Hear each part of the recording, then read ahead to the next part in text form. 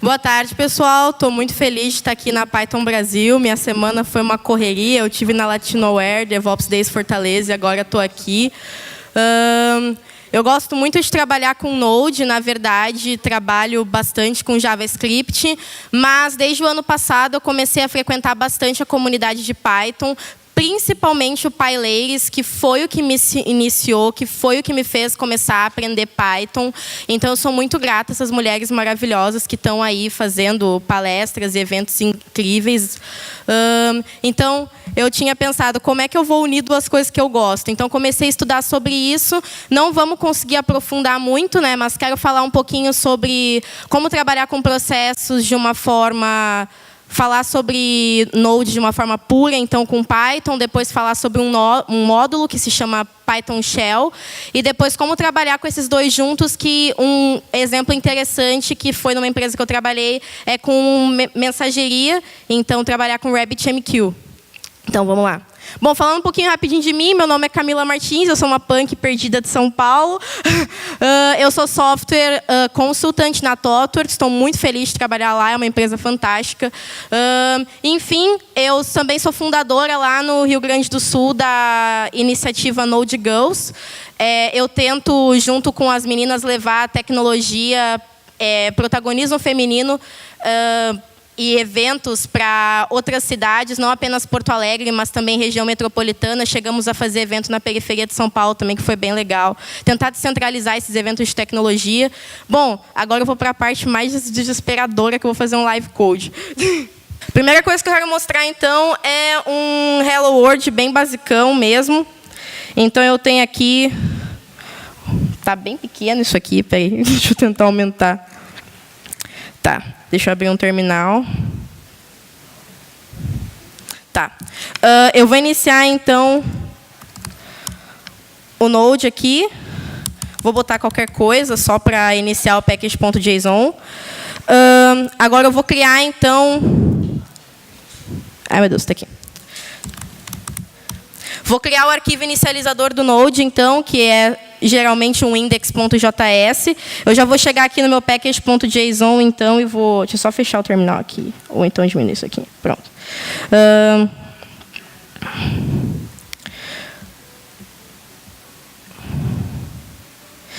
Eu acho que eu vou... Deixa eu ver, vai. Vamos ver se vai dar tempo, né? Vai. Start. Eu vou, então, inicializar o Node aqui.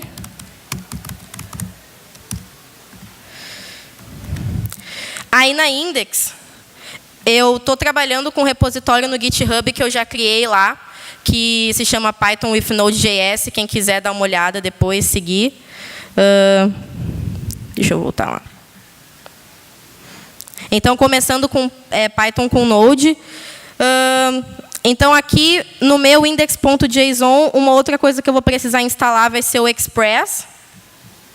Por que o Express? O Express ele torna as aplicações Node.js mais robustas. Então, fica mais fácil você poder trabalhar com o protocolo HTTP, chamar alguns processos, trabalhar com as threads, que o palestrante anterior estava comentando com Python, trabalhar com threads dentro do Node.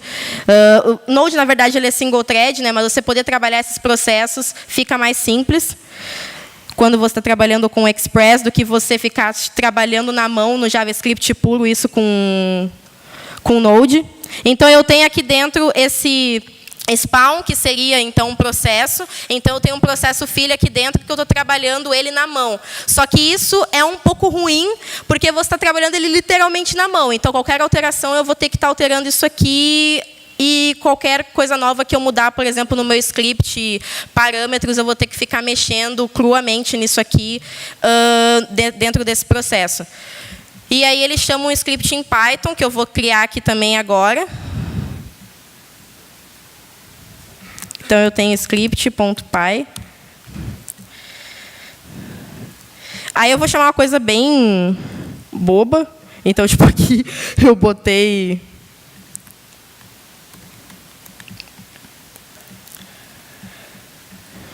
Pessoal da Python... Brasil. Deixa eu tentar rodar essa aplicação agora. Vou dar um npm start.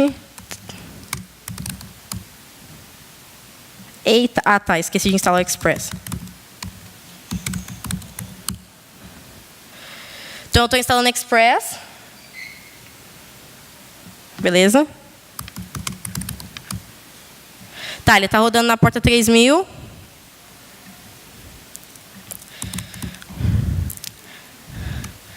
Se eu entrar na porta 3000 pura, ele não vai achar nada, porque eu não configurei a rota dentro do Node. Mas se eu entrar na Python, eu já estou, então, chamando o meu script em Python. Tá, beleza, isso é muito fácil.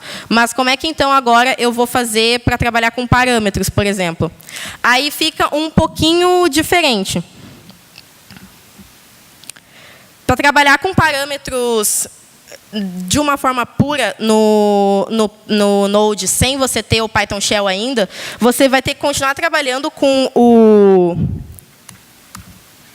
o spawn e fazendo uma pequena mudança, que além de você chamar o script, você vai ter que chamar, então, quais são os parâmetros daquela função. Então, ali, por exemplo, estou botando um first name e um last name. Isso também vai funcionar. Só que, o que acontece? O Python Shell, ele é um módulo dentro do Node que ele facilita isso. Como? Você não precisa mais ficar mexendo nessas coisas na mão. O Python Shell, ele vai reconhecendo os processos e ele vai automaticamente fazendo o gerenciamento desses processos. Então, eu vou mostrar agora como é que funciona o Python Shell. Que acho que não tenho muito tempo, então, se eu for mostrar tudo, acho que não vai rolar. Então, vamos lá. Então, npm install Python Shell.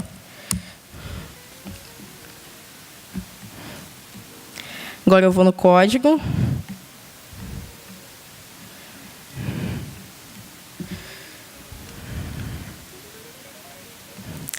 Eu vou ter que mudar, então,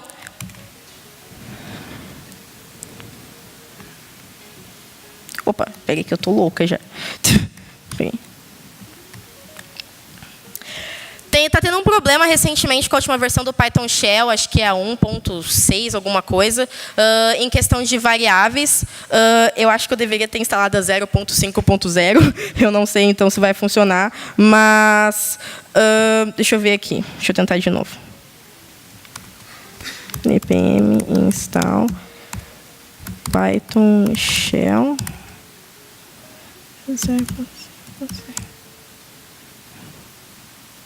Pronto. Deixa eu ver. Eu vou alterar, então, o meu script do Python para ele ter, então, parâmetros. Então, eu vou voltar ali num dos meus commits, que é justamente falando sobre trabalhar com parâmetros entre Node e Python.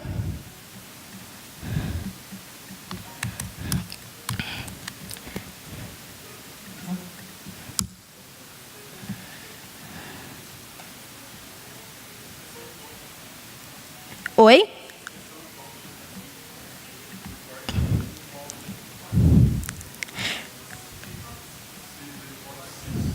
O quê? Desculpa.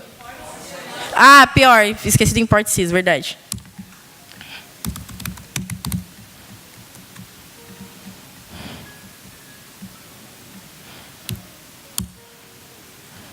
Beleza. O que aconteceu agora? Eu estou rodando Python Shell dentro do Node, então eu estou rodando já o meu script do Python dentro do servidor Node, porque, querendo ou não, o Node ele é um ambiente. Então, o que acontece? A partir daí, a gente pode começar a trabalhar. Eu já fiz bastante coisa já. Então, ali, eu já trabalhei, então, com parametrizações, trabalhando com o puro do spawn, que seria trabalhar puramente no JavaScript as requisições dos parâmetros. Eu trabalhei, então, com Python Shell, instalei a versão, como eu falei, a 0.5.0 é que está mais estável, está rolando alguns problemas na última. Trabalhei, então, com argumentos, então agora eu consigo chamar esses argumentos, e esses argumentos são os segredos da mensageria, porque agora eu começo a trocar dados entre o Python e o Node, que eles vão virar workers do RabbitMQ. Então, é justamente isso que eu estou falando, a questão de tráfego de dados. Então, dentro do teu index.js, você pode depois começar a trabalhar com scripts como esse, mais elaborados, em que aí você começa a tirar parâmetros e você tem um script em Python e começa a colocar mensagens ali dentro e e não precisa mais, então, de parâmetros específicos. Você tem um script, e dentro daquele script, o Node ele funciona, então, como um I/O mesmo. Ele vai recebendo aquilo e enviando. E aí entra a questão da mensageria. Que agora eu vou falar um pouco sobre mensageria. A gente teve um caso, então, na empresa que eu trabalhei. A gente tinha uma aplicação que ela rodava com Python e também rodava com Node, que as mensagens elas eram todas em Python, mas quem fazia esse I/O de receber, enviar e mostrar as coisas na tela bonitinho, então mensagens para a gente poder observar, uma plataforma mais front-end, era Node com JavaScript, então. E, para quem não sabe, o RabbitMQ ele trabalha com o protocolo AMQP. Então, dentro do Node, você pode colocar dentro da index.js do Node, você coloca um código em JavaScript que faz uma conexão para a porta do RabbitMQ instalado na máquina ou no servidor. E, a partir dali, você começa a receber e enviar as mensagens daquele Python, que está escutando algum servidor, algum sistema de monitoramento de alguma máquina para reparar questões de desenvolvimento, algum ambiente que tem algum código, algum ambiente de infraestrutura, etc. Ele funciona como um correio. Então, o RabbitMQ, além dele ser um correio, ele é tudo. Ele é o correio, ele é o carteiro, ele que faz essa dinâmica entre pegar as mensagens e enviar as mensagens. E ele faz isso através de filas, que seria como se fossem as nossas ruas, né? Então, ele passa por threads, e nessas threads tem os workers. E os workers a gente constrói. Então, dentro do RabbitMQ, nesse caso, a gente tem duas formas de dois workers. A gente tem o Python, que o Python ele seria quem realmente pega e desvenda a mensagem, e o Node ele só fica entrando e saindo as mensagens e jogando numa plataforma mais online, uma plataforma mais tangível para as pessoas poderem gerenciar, seja no nosso caso. A gente clicava nas mensagens, e aí podia alterar informações, podia deletar as mensagens, coisas assim. Mas é ele que impulsionava a transmissão dessas mensagens na tela. Então, eu estudei um pouco sobre isso. Eu tenho algumas dicas de material que estão nesse link. É o site do NodeGoes. Nesse site tem vários tutoriais. Tem um tutorial muito interessante de um cara chamado Lawrence.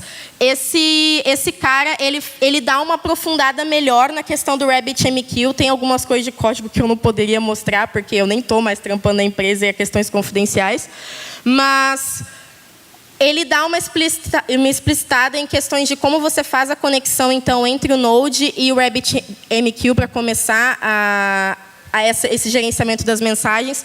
Também tem alguns outros exemplos de código simples para você poder trabalhar com SPA, seja esse processo mais cru, ou seja através do Python Shell. E também tem algumas outras dicas de leitura. Então, eu gerencio lá, junto com algumas outras meninas que estão sempre me ajudando, o NodeGoes em Porto Alegre. A gente está tentando expandir essa comunidade. E sou muito grata ao PyLadies de Porto Alegre por ter iniciado meu aprendizado em Python. Eu ainda não estou muito evoluída em Python, mas gostei muito da oportunidade de começar a aprender e desenvolver ao lado delas. Eu tenho participado de bastante DjangoGoes e isso tem sido muito importante para mim. Então, foi a melhor forma que eu vi de juntar as duas coisas que eu gosto. Estudei bastante coisas sobre como aprofundar com Node. E a melhor forma que eu encontrei foi um case que tinha na empresa. E, além disso, consegui aprofundar com alguns materiais que eu vi na internet. E RabbitMQ é uma coisa que está aí. E é muito importante para a gente poder fazer o gerenciamento. Era muito importante para a gente ter aquele sistema de gerenciamento, porque a gente sabia, por exemplo, quando um domínio da hospedagem caía, quando um domínio da hospedagem estava com problema. Então, essa troca de mensagens entre o servidor e uma plataforma mais tangível ajudava a gente, para a gente não precisar ficar fuçando logs dentro do servidor. A gente fazia isso de uma forma mais fácil. A gente acessava um link e já sabia as informações. Então, é isso. Acho que eu fui meio rápido demais, não sei. Esses aqui são os meus contatos, meu e-mail pessoal, tenho meu Twitter, meu Instagram. Aquele é o site Node Girls, para quem quiser conhecer um pouco mais sobre a iniciativa. Tem o Paileiros Porto Alegre também, vocês podem estar jogando no Google, que é bem fácil de achar. Meu LinkedIn, meu Facebook. E é isso, pessoal. Se alguém tiver alguma pergunta...